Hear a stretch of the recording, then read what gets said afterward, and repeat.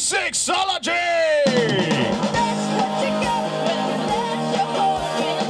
For Ben and Jerry's Chunk Fest, we are basically the music producers of the event. Over 2 days, we auditioned 25 bands. And we picked 7 of them.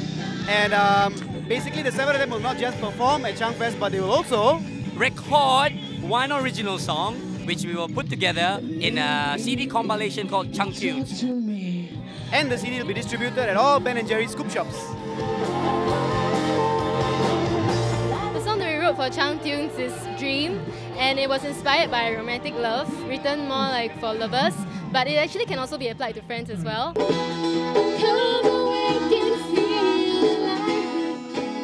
Okay, it's called Taste of Life, and basically it's about like regaining the innocence of a child to learn how to love life again. If Code Red was an ice cream, I would love to include some dark chocolate because I think our songs are a bit dark, but it's kind of sweet as well. We're going to be a chocolate vanilla swirl. I know